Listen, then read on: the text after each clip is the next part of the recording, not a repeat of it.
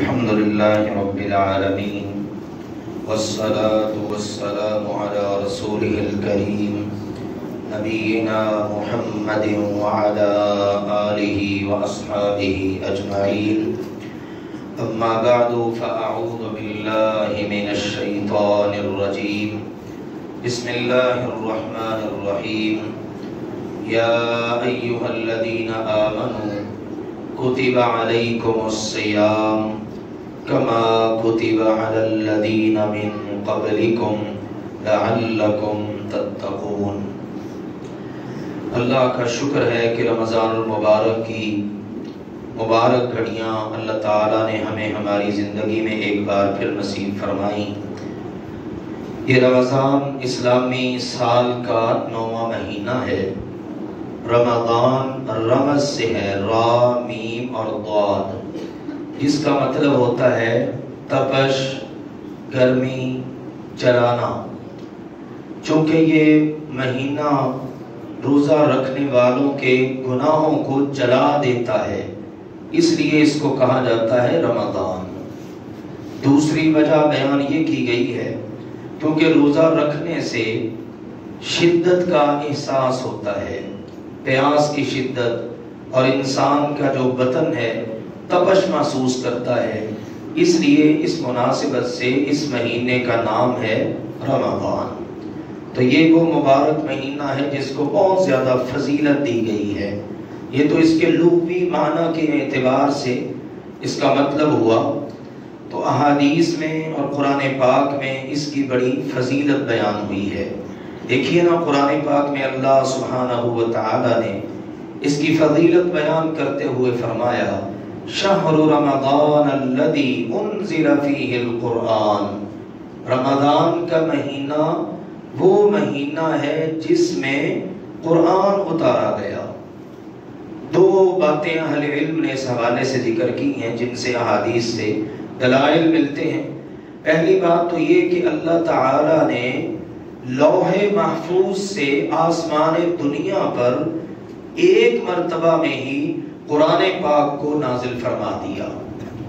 لوح محفوظ سے آسمان دنیا پر ایک ہی مرتبہ میں پورے کا پورا قرآن اللہ نے اتار دیا، اور یہ واقعہ پیش آیا رمضان میں لیلۃ القدر میں۔ انا انزلناہ فی لیلۃ القدر، یہ جو اللہ نے فرمایا یقیناً ہم نے اس قرآن کو لیلۃ القدر میں اتارا ہے، تو یہ ہے وہ وجہ۔ اسی طرح دوسری جو بات بیان کی وہ یہ کہ اللہ کے نبی صلی اللہ علیہ وسلم پر جو پہلی وحی آئی تھی غار حرا میں، وہ رمضان میں آئی تھی۔ اس مناسبت سے ہے کہ رمضان کا مہینہ وہ مہینہ ہے جس میں قرآن اتارا گیا۔ تو رمضان کی فضیلت کے لیے یہ بات بہت عمدہ اور بڑی بہترین ہے کہ اللہ سبحانہ و تعالی نے اس امت کی جو مقدس کتاب کہ جس کو باقی ساری کتابوں پر برتری اور فضیلت عطا کی ہے، اس کتاب کے نزول کے لیے اللہ نے جن مبارک ایام کا انتخاب کیا نا، وہ یہ رمضان کے مبارک ایام تھے۔ اسی طرح یہ وہ مہینہ ہے کہ جس مہینے میں اللہ تعالی نے روزوں کو فرض کیا ہے۔ 11 کے 11 مہینے روزے فرض نہیں، صرف ایک مہینہ روزے فرض ہیں، اور وہ کون سا مہینہ ہے؟ رمضان کا مہینہ ہے۔ اور روزے چونکہ اسلام کے بنیادی 5 ارکان میں سے ایک رکن ہے، جس طرح نماز فرض ہے، زکوٰۃ فرض ہے، حج فرض ہے، اسی طرح روزے بھی فرض ہیں، اور یہ روزے فرض ہیں رمضان المبارک کے اندر۔ تو یہ رمضان المبارک وہ عظیم اور مقدس مہینہ ہے کہ جس کے اندر اللہ سبحانہ و تعالی نے روزوں کو فرض کیا ہے، اور یہ وہ مبارک مہینہ ہے کہ جس کے اندر تقریباً تمام عبادات جمع ہو جاتی ہیں۔ آپ دیکھ لیجئے، نمازوں کا سلسلہ ہے، صرف فرائض ہی نہیں، نوافل بھی۔ نماز تراویح کے لیے آسانی ہو گئی، قیام اللیل، صلاۃ اللیل کے لیے کہ رات کے آخری پہر اٹھنے کی بجائے آپ عشاء کی نماز کے ساتھ ہی ادا کر لیں۔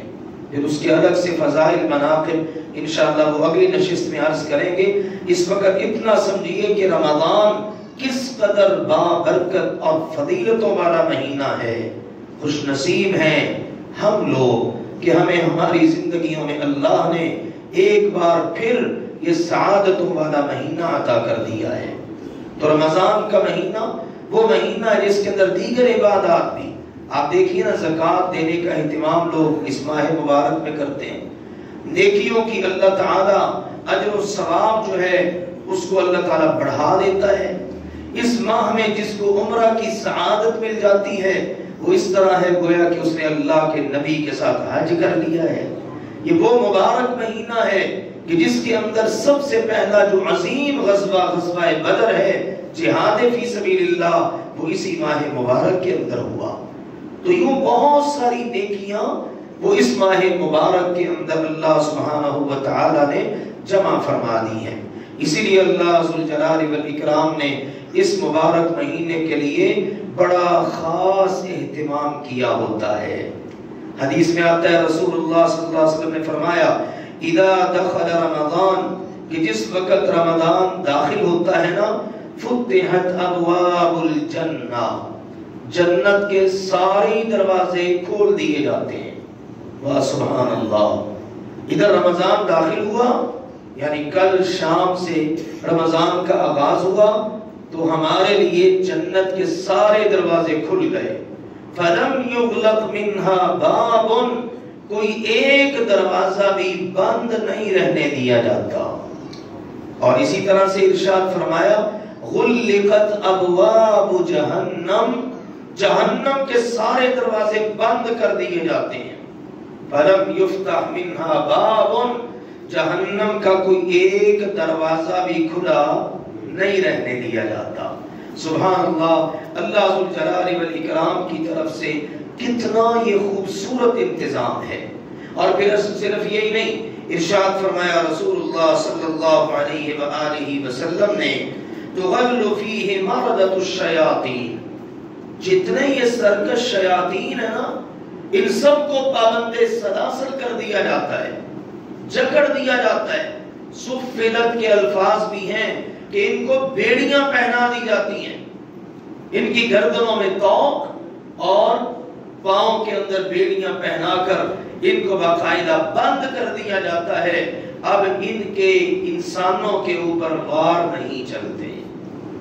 یہ الگ بات ہے کہ انسان ہی اس قدر آگے بڑھ جائیں کہ شیطان بھی رشک کرے کہ اب مجھے تو مزید محنت کی ضرورت ہی نہیں رہی، کیونکہ شیاطین کا تعلق صرف جنات سے تو نہیں ہے نا، من الجنتی والناس۔ اس لیے ان انسانوں کو سوچنا چاہیے کہ رمضان المبارک میں بھی جن کو توفیق نہیں ملتی نیکیوں کی بلکہ وہ گناہوں میں آگے بڑھتے ہیں، اس لیے کبھی ایسا بھی نہیں کرنا چاہیے کہ اگر کوئی مسلمان رمضان المبارک میں مسجد میں آ جاتا ہے تو اس کو اس کی انسلٹ کی جائے یا اس کی حوصلہ شکنی کی جائے، لو اب رمضان آ گیا تو ابھی آ گیا ہے، اس قسم کی چیزوں سے بچنا چاہیے، بلکہ اس کو ایسی محبت دی جائے، اس کے ساتھ ایسا تعلق بنایا جائے کہ وہ رمضان میں آیا ہے تو رمضان کے بعد بھی آنے کے لیے اللہ اس کو پکا کر دے۔ اس لیے جو ہے نا، شیاطین جکڑ دیے جاتے ہیں تو بندوں کو توفیق مل جاتی ہے۔ ایسے حالات میں بھی اگر کوئی غلط راہوں کو نہیں چھوڑتا تو اس کا مطلب ہے شیاطین کے بند ہونے کا اس پر کوئی اثر نہیں۔ اور اسی لیے رسول اللہ صلی اللہ علیہ وسلم نے ایک اور بات بھی ارشاد فرمائی۔ آپ نے فرمایا کہ جب یہ مہینہ آتا ہے نا تو پھر منظر ایک یہ بھی بنتا ہے، اللہ کی طرف سے ینادی مناد، ایک آواز دینے والا آواز دیتا ہے، اور وہ کیا کہتا ہے؟ کہتا یا باغی الخیر اقبل، اے نیکیوں کے متلاشی آگے بڑھ، تیرے لیے اب سنہری وقت آ چکا ہے، نیکیاں ہی نیکیاں، دن بھی رات بھی، سحری میں افطاری میں، مختلف اوقات کے اندر جنتوں کے دروازے کھلے ہیں، جہنم کے بند ہیں اور شیاطین جکڑے ہوئے ہیں، اس لیے تیرے لیے تو بڑا موقع آ گیا ہے، لہٰذا تو نیکیوں میں آگے بڑھ۔ اور دوسرا اعلان ہوتا ہے وَيَا بَاغِيَ الشَّرِّ أَقْصِرْ، اے گناہوں کے متلاشی، اے ہمیشہ شر کو چاہنے والے اب تو باز آ جا، اب تو رک جا۔ اور اگلی بات سنیے، فرمایا وَلِلَّهِ عُتَقَاءُ مِنَ النَّارِ، اور اللہ تعالی کتنے خوش نصیبوں کو جہنم کی آگ سے آزاد فرما دیتا ہے۔ اور یہ کب ہوتا ہے؟ وَذَلِكَ كُلَّ لَيْلَةٍ، ہر رات ایسا ہی ہوتا ہے۔ اللہ اکبر، تصور کیجئے آج کی رات ہماری گزری ہے، پہلی رات تھی رمضان کی، نہ جانے کتنے خوش نصیبوں کو اللہ نے جہنم سے آزاد کیا ہے۔ اللہ کے گھر میں بیٹھ کے ہم اس مالک اور اس خالق سے، اس اللہ سے التجا کرتے ہیں، اللہ ہمارا شمار بھی خوش نصیبوں میں فرما لے۔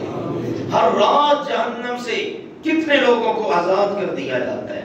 تو رسول اللہ صلی اللہ علیہ وآلہ وسلم بعض اوقات اپنے صحابہ کرام کو رمضان کے آغاز میں بھی کہا کرتے تھے اتاکم رمضان، میرے صحابہ تمہارے پاس رمضان آ چکا ہے، تمہارے پاس رمضان کا مہینہ آ چکا ہے، شہر مبارک، بڑا بابرکت مہینہ ہے، اللہ نے اس کے روزے فرض کیے ہیں۔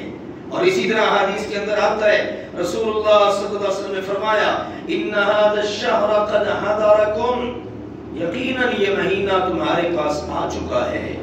اور سنو، فرمایا وفیہ لیلۃ خیر من الف شہر، اس میں ایک رات ایسی ہے جو 1000 مہینوں سے بہتر ہے، صرف ایک رات۔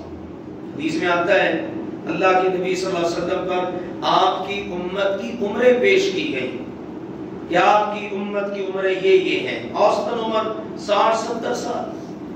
تو آپ علیہ السلام نے محسوس کیا کہ پہلے والی امتوں کی عمریں تو بہت زیادہ تھیں، 1000 سال، کئی 100 سال، اور میری امت کو تو 100 بھی پوری نہیں ملی۔ تو اللہ سبحانہ و تعالیٰ کی طرف سے ایک گفٹ دیا گیا کہ میرے پیغمبر، سال میں ایک مہینہ ہے مبارک رمضان کا، اس کی صرف ایک رات تقریباً 84 سال کے برابر ہے۔ اس خوش نصیب کو سال میں ایک رات نصیب ہو جائے اور اس میں وہ عبادت کر لے، گویا اس نے تقریباً 84 سال کی عبادت کر لی۔ اور اگر اس کو اللہ کرے کہ 10 سال یہ رات نصیب ہو تو کتنے سالوں کی عبادت ہو گئی؟ کتنے سال ہو گئے؟ 840۔ اندازہ کیجئے یہ نصیب ہے ہماری اس امت کے۔ تو فرمایا اس کے اندر ایک رات ایسی ہے جو 1000 مہینوں سے بہتر ہے، لیکن سنو من حرمها فقد حرم الخیر کلہ، جو اتنی بڑی سعادت ملنے کے باوجود بھی کہ رمضان مل جائے، آخری عشرہ مل جائے، طاق راتیں مل جائیں، پھر وہ 5 راتیں جاگ کر رمضان کی ان مقدس راتوں میں لیلۃ القدر کو تلاش نہ کر سکے، محروم رہ جائے، تو فرمایا وہ ساری کی ساری خیر سے محروم رہ جاتا ہے۔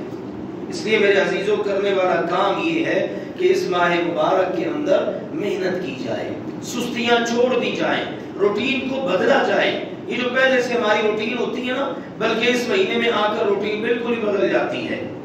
اصل میں یہ مقابلہ ہو رہا ہوتا ہے، رحمان کی قوت کبھی اور شیطان کی قوت کبھی، خیر کبھی اور شر کبھی۔ دیکھو نا اللہ کتنا انتظام کر دیتا ہے، جنت کے دروازے کھل گئے، قرآن اس میں اترا، جہنم کے دروازے بند ہو گئے، شیاطین جکڑ دیے گئے، ہر لمحہ رب کی رحمتیں برستی ہیں، ہر رات جہنم سے لوگوں کو آزاد کیا جاتا ہے۔ لیکن اس کے ساتھ ساتھ ہمارے معاملات بھی رفتار پکڑ لیتے ہیں۔ جتنی شاپنگ اس مہینے میں ہوتی ہے شاید عام دنوں میں اتنی نہ ہوتی ہو، جتنا بازار اس مہینے میں کھلتے ہیں شاید عام دنوں میں نہیں، جتنی دکانداروں کو فکر اس مہینے میں ہے اتنی عام دنوں میں نہیں، اور بھی کتنی ساری مصروفیات۔ لہذا کوشش کیجئے اس مہینے میں ہم اپنی مصروفیات کو ذرا کم کر لیں، اپنے بے جان قسم کے جو معاملات ہیں ان کو سمیٹ لیں اور پوری توجہ دیں۔ ائمہ دین کے بارے میں تو یہ بات ملتی ہے، امام زہری خاص طور پر رحمہ اللہ تعالی فرمایا کرتے تھے وہ مہینہ آ چکا ہے کہ انما هو قراءۃ القرآن، یہ قرآن کی قراءت کا مہینہ آ چکا ہے، تلاوت قرآن کا۔ اور پھر وہ سارے اپنے اذکار، امام سفیان ثوری جو تھے نا، سارے اذکار اپنے چھوڑ کر بس ہر وقت قرآن کی تلاوت میں ہی لگے رہتے، کیونکہ ان کو پتا تھا اس ماہ مبارک کی قدر و قیمت کیا ہے۔ آئیے اللہ تعالیٰ نے یہ مقدس مہینہ ہمیں دیا ہے، اس کی بڑی فضیلتیں ہیں، انشاءاللہ روزانہ اس کے فضائل، مسائل، روزے کے متعلق کا مسائل، سحری افطاری کے متعلق کا مسائل، یہ سب انشاءاللہ تعالیٰ اس وقت کے درس میں بیان ہوا کریں گے۔ اللہ ذوالجلال والاکرام ہم سب کو قرآن و سنت کا فہم عطا فرمائے، اس کے مطابق عمل کرنے کی توفیق عطا فرمائے۔ وآخر دعوانا ان الحمد للہ رب العالمین۔